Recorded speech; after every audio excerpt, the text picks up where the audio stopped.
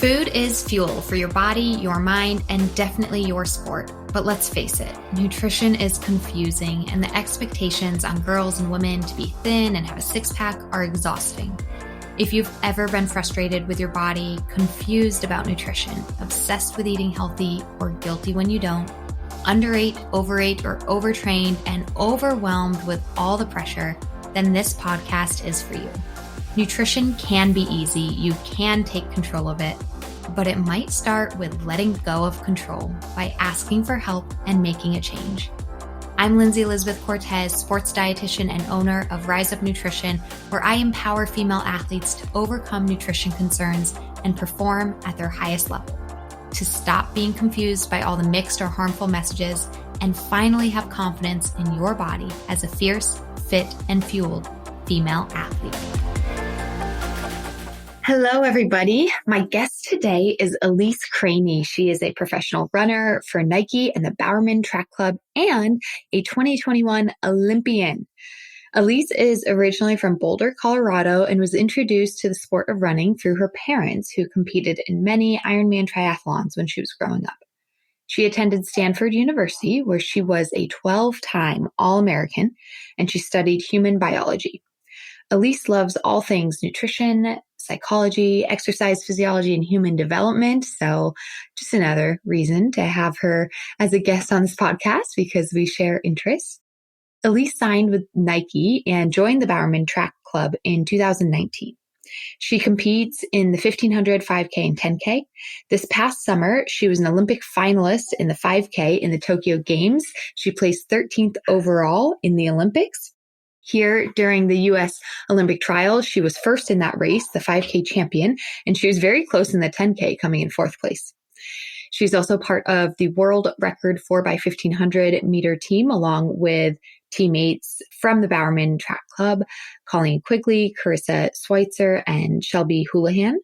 Of very recent news, which is super exciting, Elise recently broke an indoor 5,000 meter American record, which was previously held by the well-known Shalane Flanagan. Elise beat it by a smashing 14 seconds, running a time of 14 minutes, 33.17 seconds. So for all of these impressive running stats, we are excited to have Elise on the podcast, but also because Elise is a mentor to younger girls in sport through Voice in Sport and passionate about helping the next generation of athletes. Elise has a really interesting story, which will probably be the focus of our conversation today, and what she mentors a lot of athletes about, which is the importance of having your menstrual cycle. And so she's going to be a great person to chat with. Elise, welcome to the Female Athlete Nutrition Podcast. Thank you so much for having me. I'm excited to be here.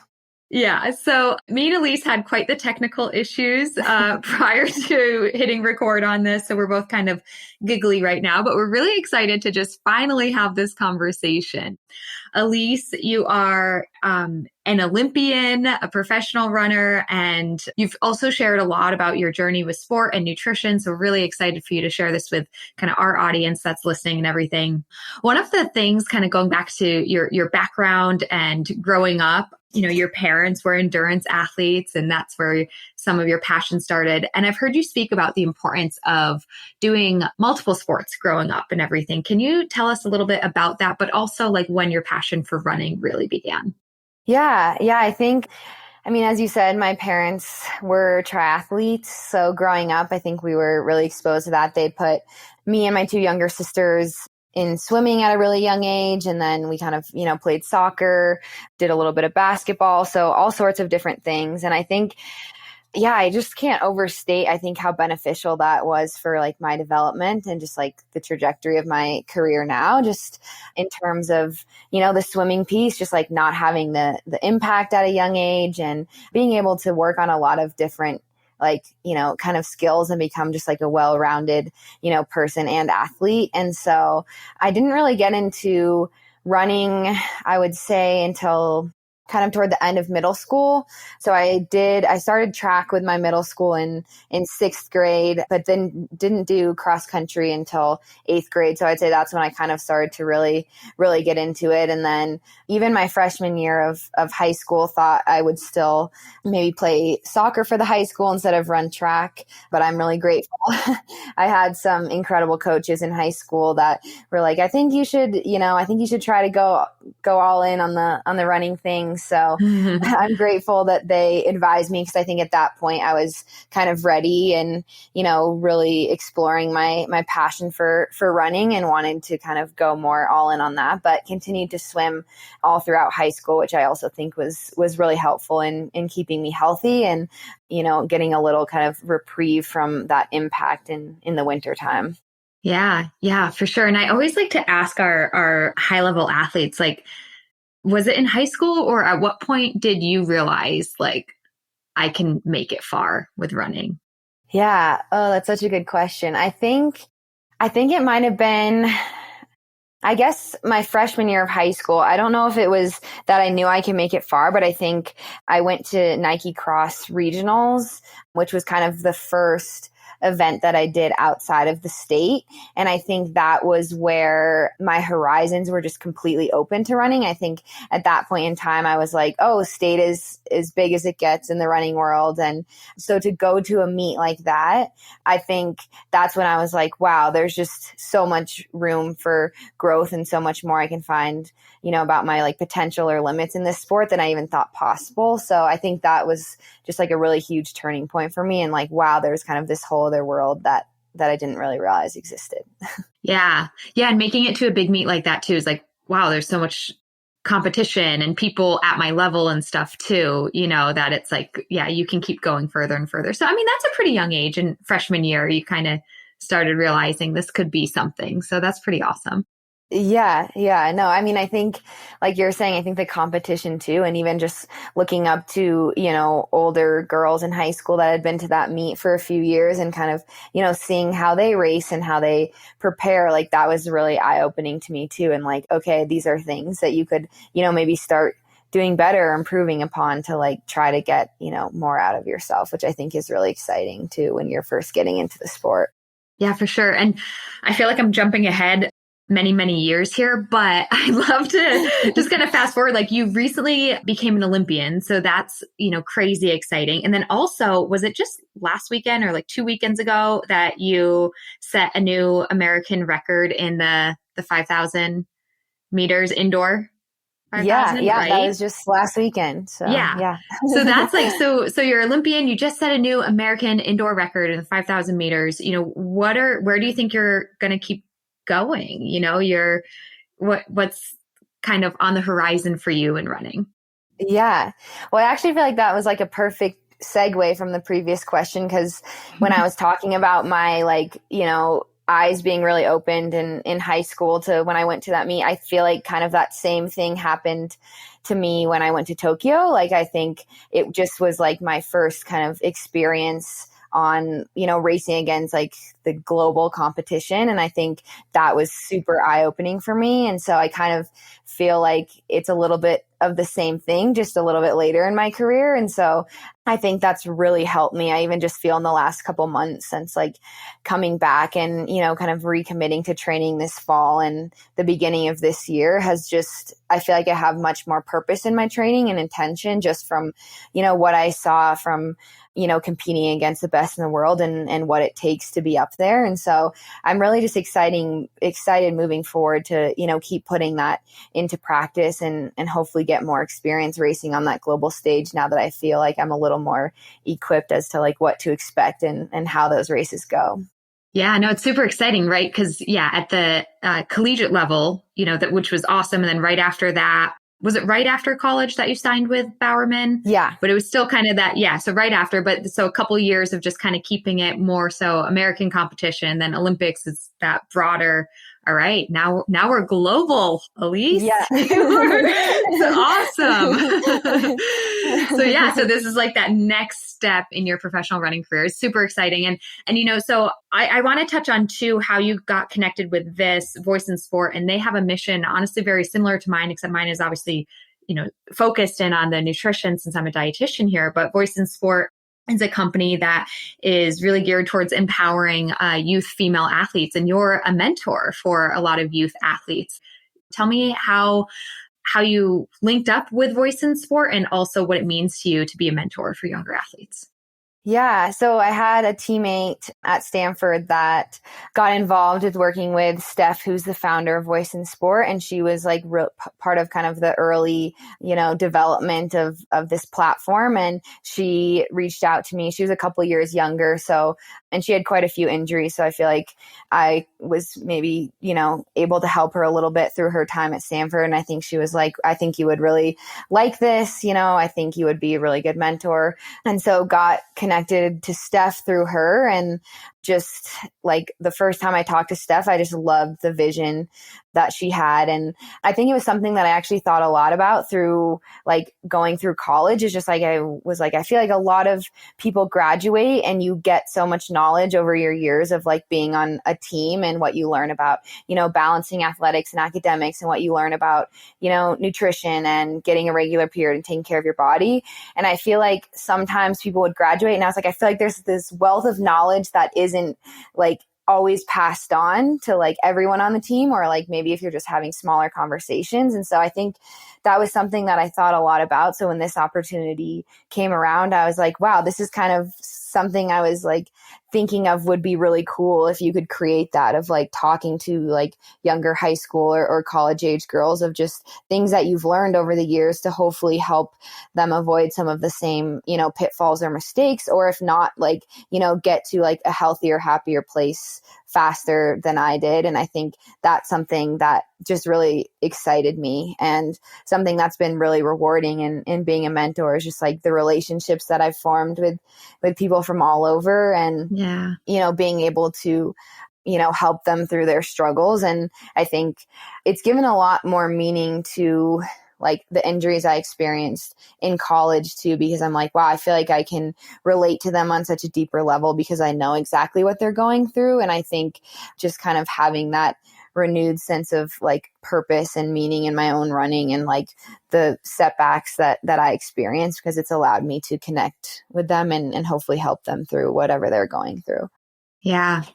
Yeah. And I should be seeing you over on there. I connected with Steph. I'm like on the books as a sports dietitian with Voice in Sport, but I linked up with her in the fall. And then I actually just had a baby in December. And so I have not been able to actually do anything with Voice in Sport yet, but it is a great mission and a great organization. And so hopefully I'll be actually doing some work with them this spring once my life gets a little more settled. So I'll be seeing you over there. But yeah, I want to touch on what you were expressing about like all the lessons you learned in college with everything from being on a team, and also with your nutrition. That's something that you've been outspoken about. You have shared with Voice in Sport and some other sources that you struggled with RED-S, relative energy deficiency in sport. And so this is something you're really passionate about, kind of mentoring and guiding other girls in so that they don't fall into that trap as well. So I'd love to kind of dig into that now if you're cool with it. Yeah. Yeah. So, the term RED-S, I feel like I don't feel like it is a newer term.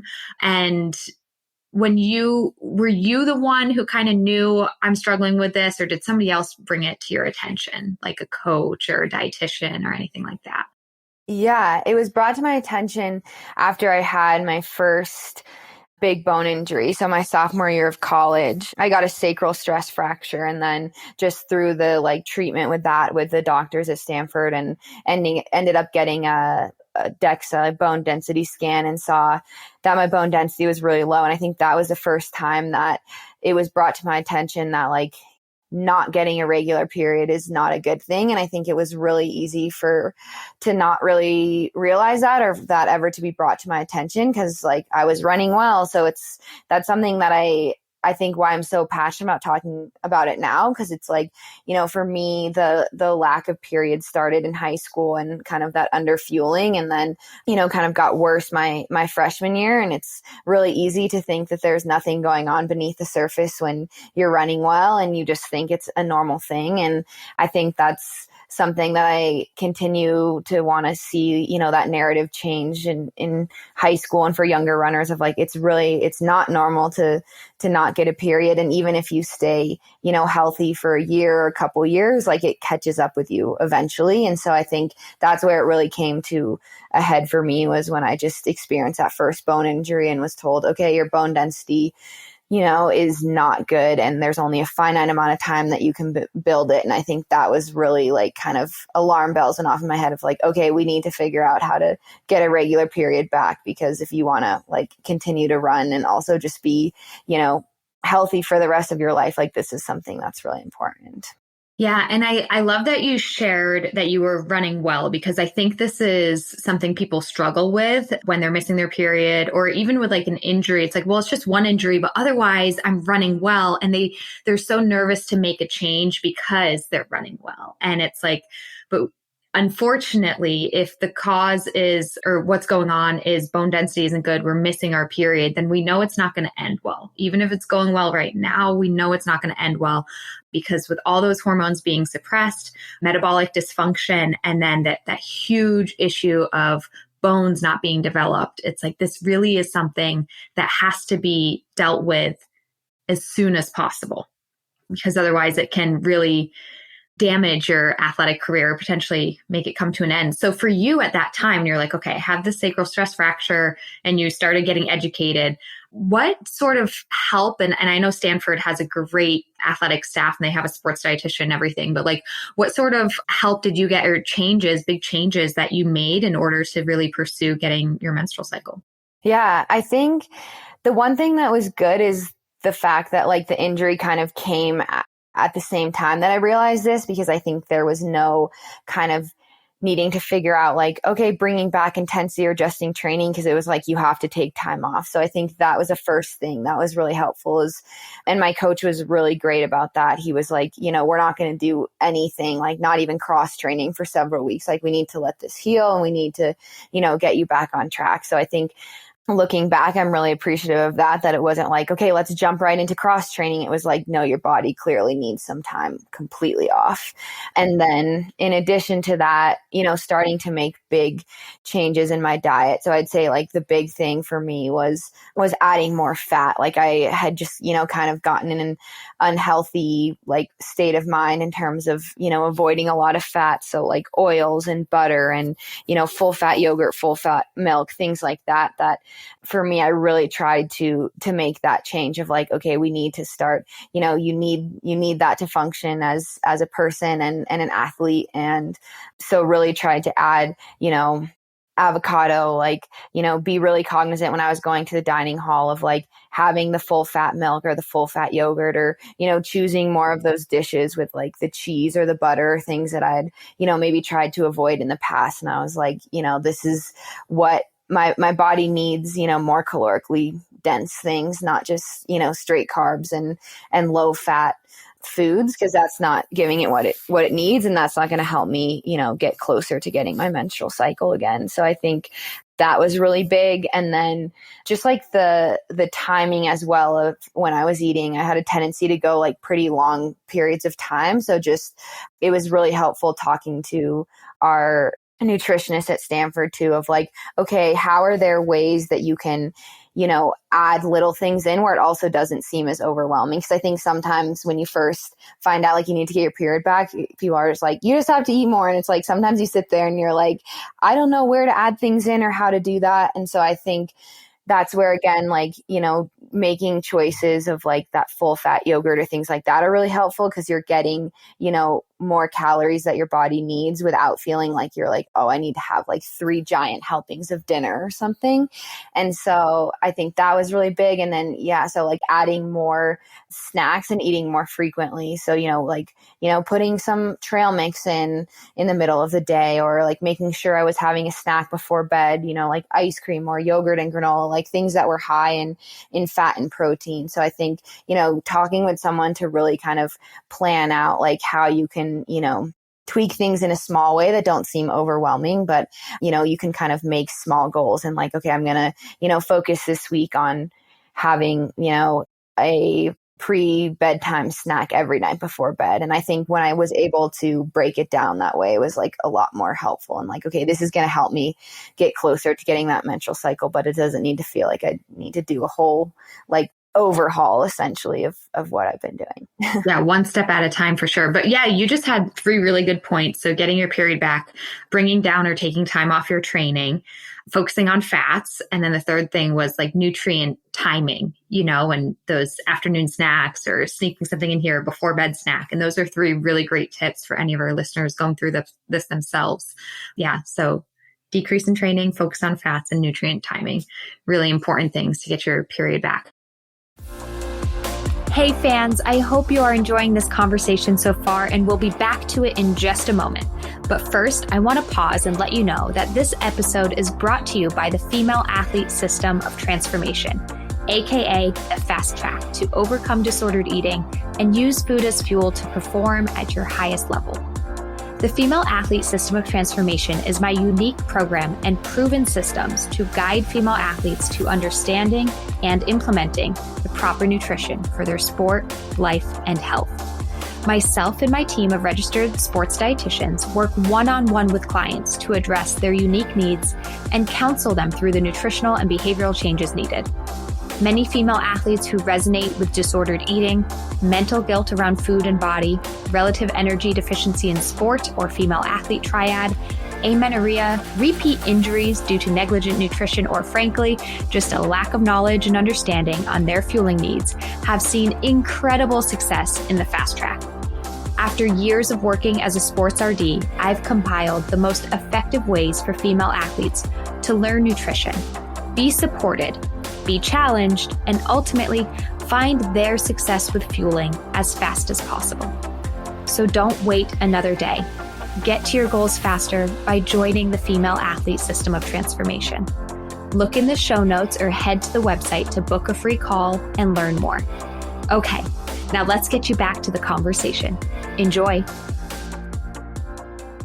Oftentimes, when girls and female athletes are going through this, and whether it's because they're adding more food, which is necessary, or taking time off of training, which is necessary and helpful, they see body composition changes as well. And this can be really, really difficult to deal with. Did you experience that yourself during this time? And how did you deal with that? Yeah, I did. And I think it's something that's really hard, but it's like you said as well, like, as we were talking about earlier, sometimes, when you're not getting a period and you're running well, you think everything's fine. But I think being on the other side of it, even seeing my body change when I started to get a regular period and got back into training, like I actually realized before what I thought was like running well and feeling good actually wasn't as, like feeling as strong as I could have. And I think, when I made those changes, even though I saw changes in my body, it was like, I now feel like I'm recovering from my workouts and runs way better. And I feel way stronger. I feel like I could go longer in my workout. And I think those are things that, when that voice, creeped in about like, your body's changing and it looks different, like trying to, really hold on and focus on those things of like, how am I feeling? Like I'm feeling stronger than I ever have before. So like really trying to kind of repeat,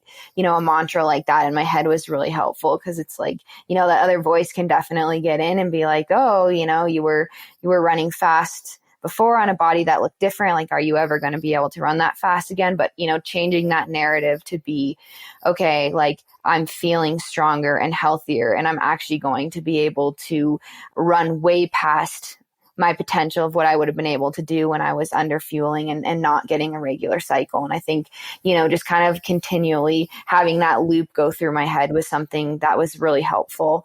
And I think another thing that was really helpful for me is just really focusing on like the bone density piece. I think it can be different for every person to focus on. But I think for me, like I said earlier, like the alarm bells really went off in my head. And I think when I was like, you can only, build it when you're, in a finite amount of time, and this is going to impact, your health for the rest of your life. I think that's something that I tried to come back to a lot too, when I would, be questioning and seeing my body changing, of like, just really kind of thinking of that visual of like, okay, I don't want frail bones. And I've been doing the same thing and, not getting my period. So I need to try something different. So that's what I like to, tell even some of my mentees now, is like, okay, you can go back to what you were doing if you find this doesn't work and your body's changing and you don't like it. But I guarantee that when you get a taste of what it's like to feel strong and well fueled, that you won't want to go back to the way things were before. And it's kind of scary, because you have to take a leap of faith, right? And you have to be like, okay, I see my body changing and I'm going to be, running on a different body than I was before. But I think that's something that I just try to talk a lot about now, is like taking that leap of faith is so rewarding, because you're going to feel so much better and so much happier, and you're going to just have so much more longevity in the sport.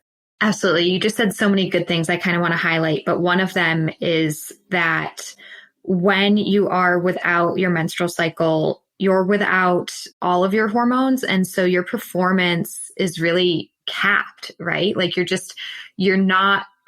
cannot perform at your highest level. So even though you might be thinking you're running well, you're nowhere near what your potential is. And so when you can get over that hump, get your hormones, have your period, like you're saying, the feeling, you just feel like a stronger runner. You're recovering faster. You've got more aerobic capacity even. So everything is better. And it's one of those things where people don't know how bad they feel until they feel good. And so I just want our listeners going through this themselves to really listen to Elise, that like she felt better afterwards. Even though you were running great before, you ran better after. And still are, obviously. It's like, I don't know.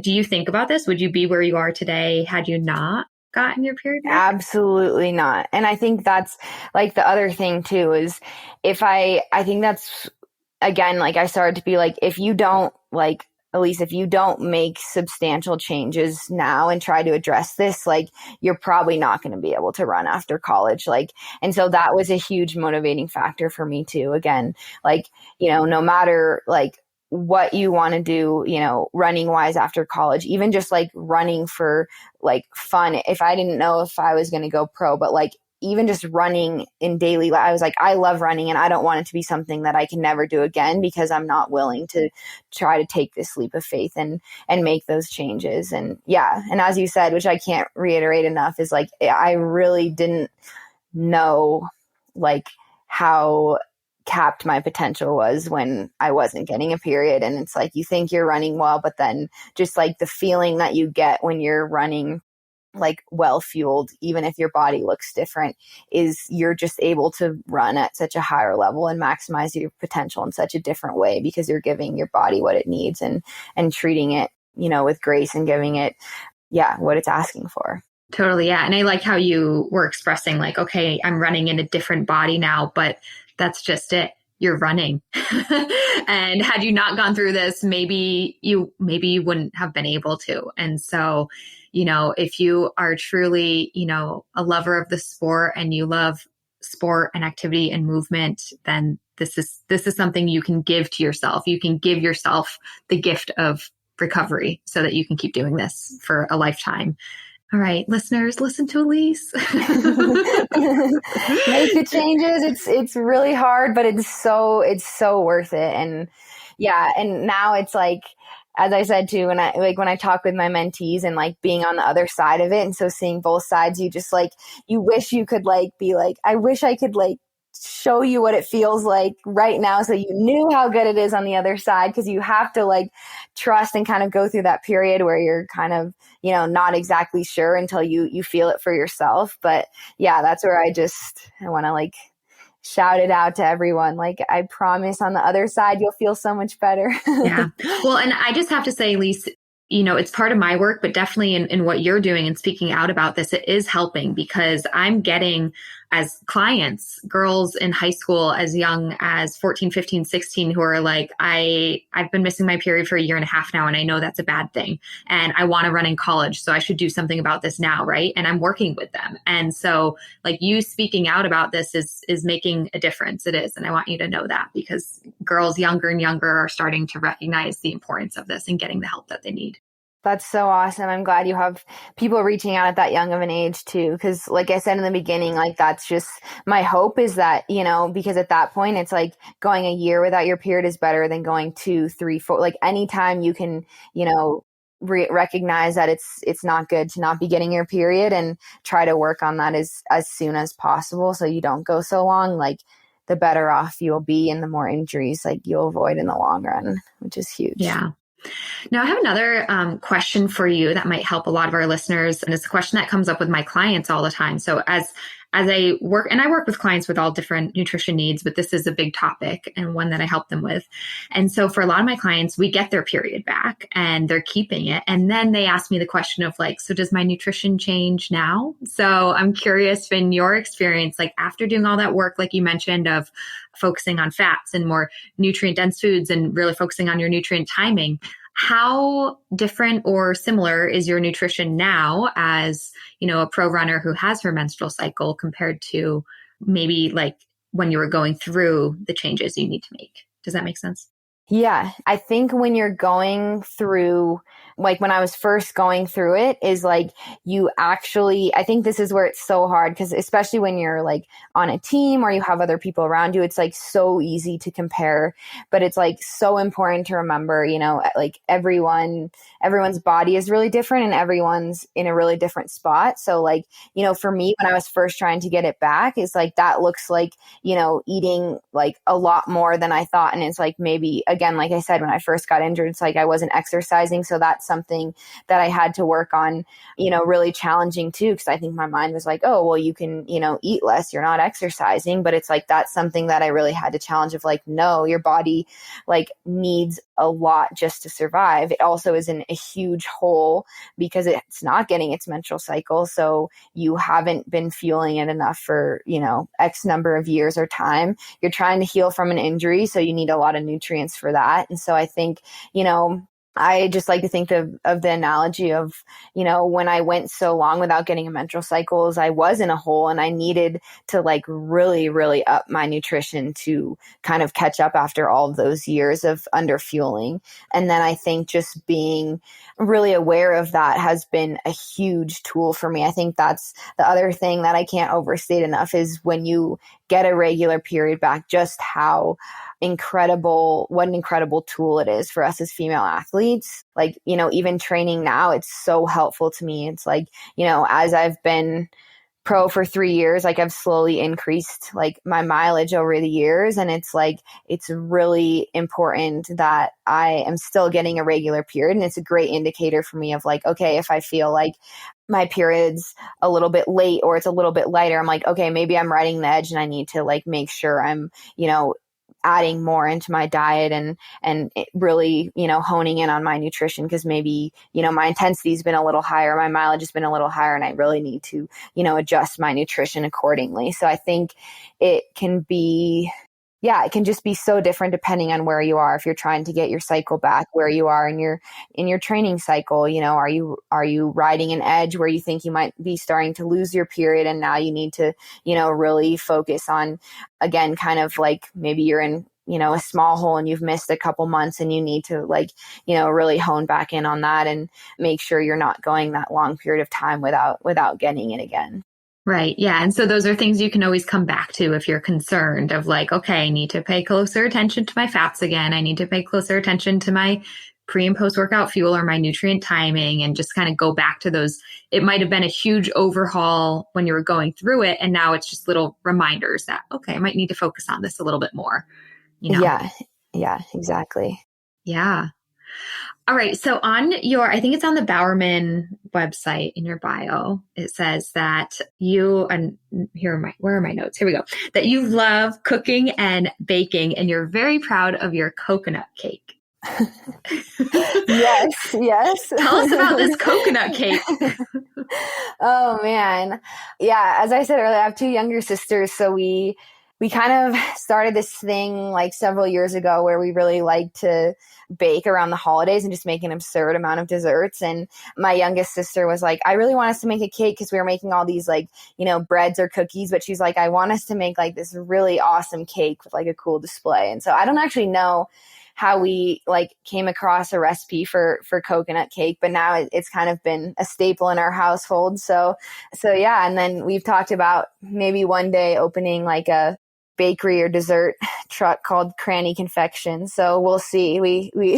But yeah, we enjoy baking when we're all together, and the coconut cake has been a fun favorite the last several years. So yeah. Oh, I love that. That's awesome. And that is such an important thing about food and fueling, is remembering that it's shared experiences with family and memories, and heck, could be a future job with Cranny's Confections. So yeah. could be a future source of income. Yeah. There's food is your fuel as a runner. And then it's also, brings just so much more to life, and joy and happiness and family and memories and stuff like that too. So yeah. And I think that's another thing where, we've kind of hit on this topic a lot, but like where you don't really realize like how bad something is until you realize like how good it is. And I think that's a similar thing that was something I struggled with, is like, like not, going out to dinner with friends, or like not being able to kind of be like fully present in like the social aspect around like food or desserts or things like that. And I think you just don't really realize, I think when you're in it, just kind of the toll that even takes mentally, and you're just on your mood and things like that. And so it's so much more enjoyable now to like have really worked on that and just be so much more balanced and be able to like enjoy those fun times, instead of, kind of making up all these rules in your head for what's, quote unquote healthy. And it's again, just like, yeah, that happiness factor too is like is almost, even more important than just like the physical health, is just, feeling like you can really function and be present with the people around you and be happy. Yeah, absolutely. It's so important. And then kind of another question I wanted to ask you, especially with you recently setting a new American record and everything, do you have any like go-to fueling strategies, whether it be for race day or just like every day throughout training, that you're like, this, I do try to get this food in or this hydration in order to really take care of my needs as a runner? Do you have any tips or kind of regular, like this is what Elise does to keep performing at a high level? Yeah. I actually have several. And I think that's something that's been really helpful too for me, is finding some staples and things that work for you. Cause then I don't think you kind of save some of that mental energy sometimes, or like, okay, I've figured out what has worked for me. So I'm like, okay, I know that I need to like incorporate the avocado every day at lunch or whatever it is. So I would say my first staple that I would say is my most important is bone broth. And that's been a huge game changer for me. So I used to make it, don't make it as much anymore, but I really like Bonafide Provisions. They have a really good bone broth, and I like to start my day with a cup of bone broth. It's just really good for inflammation, really good for bone health, so many different things. So that has become a staple. Some collagen sneaks in there. Yeah. Yes, all the good things. And then I really like the Picky Bars beet oatmeal. That's my go-to breakfast. Oh yeah, I've heard of that. I haven't tried it yet though, but I've heard of it. Somebody else mentioned it on the podcast. Yeah. Yeah, it's so good because you get your carbs. There's some chocolate chips in it, which make it tasty. And then they also have, I think, some like almonds, dates, chia seeds. So you get some, some protein and some fat in there too. It's like a pretty hearty oatmeal. And I have that with full fat milk. So that's a staple for me as well. And then, yeah, I usually pretty much stay the same for breakfast and lunch. So I usually do some sort of, avocado and eggs with toast or rice for lunch, just again, because it's easy to know, okay, you're getting your carb, protein, fat in there without having to overthink anything. And then I've always been a big fan of chocolate milk, or making some sort of kind of like protein smoothie for after a workout or run. So I have been on a kick recently of doing milk, banana, cinnamon, and then protein powder. Again, kind of getting the carbs, protein, and some anti-inflammation with the cinnamon. So that's another go-to. Yeah, those are all awesome. And I like how you said too, it's like, and this is a message that I really want our listeners to understand, because I am somebody who preaches like food freedom and eat the coconut cake, and it's okay to have ice cream and all that. But you also need to figure out what works for your body to help you feeling good day in and day out. And ice cream and coconut cake can be part of that. But also, as you know, as you were saying, like, but I have bone broth every day, and I have my balanced plate of the carbs and the protein and the color at lunchtime. And I'm starting every day with oatmeal. So there's certain things that, you know, work for your body, keep you energized, keep you healthy from the inside out, make you feel good at practice when you're running. And then you can have that fun and flexibility with your food whenever you want to as well. Yeah. And I think, like you're saying, I think it's so important to, really pay attention to how your body's feeling. That's, my teammate who you said, Vanessa, has been on the podcast as well. Like, we are huge proponents of ice cream as an evening snack. And we like have noticed, like, before workouts and long runs, we're like, wow, when we have ice cream, like the night before a workout or long run, like, we feel amazing in the morning. Cause it's like, you get that protein and fat. You don't wake up in the morning, like, so hungry after you've gone to bed. And so that's something we like focus on a lot in our house as well, is like, we're like, okay, tomorrow we have, a big long run or a big workout. Like, we're going to go get, Cold Stone or have ice cream. Cause I think we've both noticed for ourselves too, is like, that makes us feel like very energized and waking up feeling good too. So that's like, you're saying, it's just really important, I think, to focus on, how foods can make you feel, and making sure, you're thinking about, like, that's what we've noticed. Like, I even noticed that, especially when we're up at altitude, like a day when I, didn't do as well fueling, like how I feel the next day versus a day when I like absolutely crushed the fueling. And, you just feel so much more like energized and ready to go the next day. Yeah. And what you just said too, of like a day that I absolutely crushed the fueling, I feel energized. That includes having ice cream as part of that. That's part of you crushing your fueling.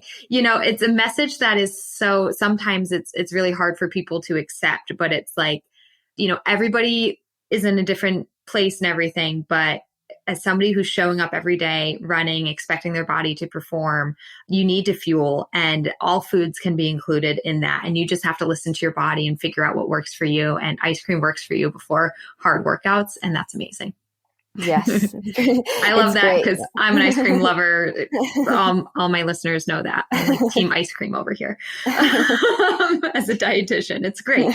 So, well, that's awesome. So I know I probably have so many other questions to ask you, but we'll have to wrap this up kind of soon. All right, Elise, this has been such an awesome conversation so far. And I think you've shared really helpful information and been an inspiration for those of us who might resonate with amenorrhea or loss of a menstrual cycle or irregular periods. You're such an inspiration. Like, when I saw you win at the Olympic trials, I, like, me and all my clients, just so you know, the next day, everybody, all my clients in the group chat were like, we are so excited for Elise, because a lot of my clients are going through what you went through years ago. So you were such an inspiration of like, okay, if I get my period back, maybe I'll be the next Olympian, just like Elise. Yes. So you were such an inspiration to so many of my clients going through this.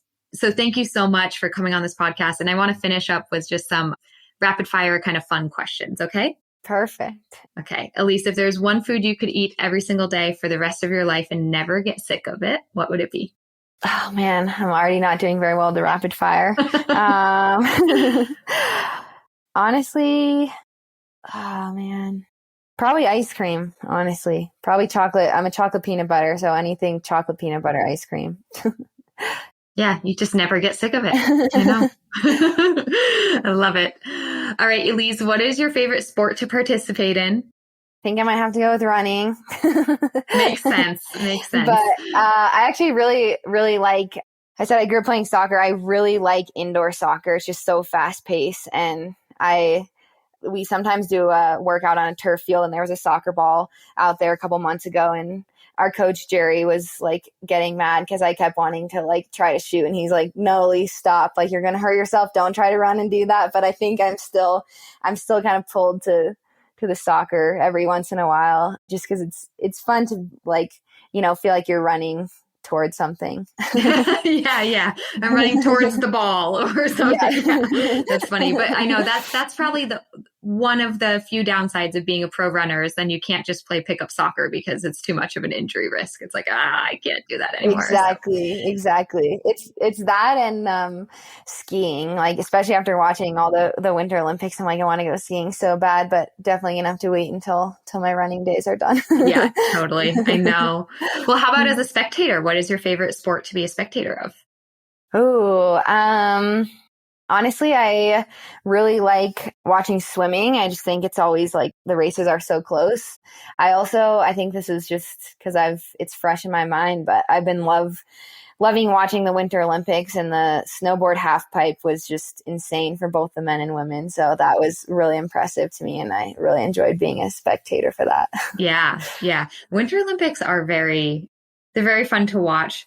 Nothing against Summer Olympics, but there's just something like very extreme. I'm like, is this like, these are like extreme sports in the Winter Olympics. So it's like, I mean, Vanessa and I have been watching, and I'm like, there's just like a fear factor that's just not there in any like sport in the Summer Olympics. Like I just see them standing at the top of a mountain, and I'm just like, oh my gosh, like I want to know what state of mind you're in, because you don't stand on a line at the track like thinking that you could like get seriously injured if you like crashed or something. And I'm like, oh my gosh, like it's just, it's a whole nother level. It's very impressive. Yeah, totally. So those are great sports to be a spectator of for sure. Yeah.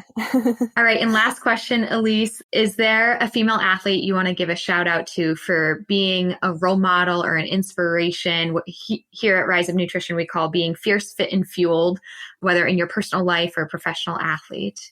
Oh man, so many. Yeah, I would honestly say, I think Shalane and my teammates, honestly, I would say especially Shelby and Carissa. When I joined the group, they were just, in 2020, they both went under the previous American record outdoor and were the first Americans to break 14:30. And I think just having like followed their careers before I joined the team and then getting to train with them, it's kind of like we've talked about today. They just approach the sport wanting to find their potential and their true limit. And I think that's something that has really inspired me, with all my teammates since I joined this group, of just always, pushing the envelope and always, trying to be the very best that you can and get the most out of yourself. And I just feel so lucky to be surrounded by that every day, and come into a group with people who have like medaled at the Olympics and World Championships and are, Canadian or American record holders. And I think really just being around that and seeing, I think after leaving college too, when you talk about being fit and fueled, is like also seeing like being surrounded by that and seeing, being up at altitude camp and like ordering Cold Stone as a group, like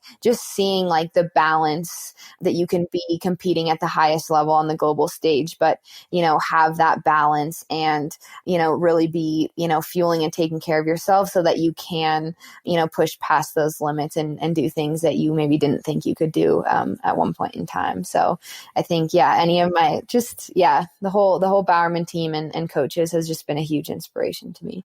Yeah, that's awesome. So shout out to all of your teammates then. Yes. Yeah. Well, awesome. Thank you again, Elise. It's been a pleasure having you on and having this conversation. Yeah, thank you so much for having me. I really enjoyed talking to you today.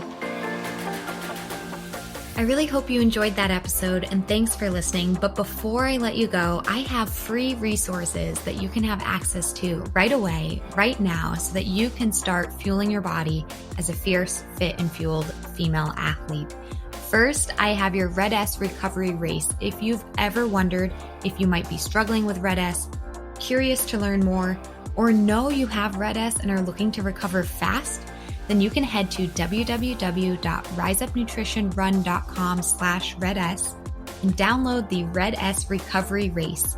See how you place and figure out the next steps to recovery. Plus, while there, I have a few other great resources for you, including 3 nutrition secrets that every elite athlete swears by, and access to our private Facebook community, Female Athlete Nutrition. So again, to gain access to all of this, head to riseupnutritionrun.com/RedS. That's /REDS, and you can gain access and get the help you need fast.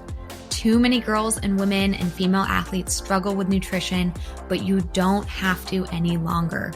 Become fierce, fit, and fueled. Links in the show notes, and I'll see you next time.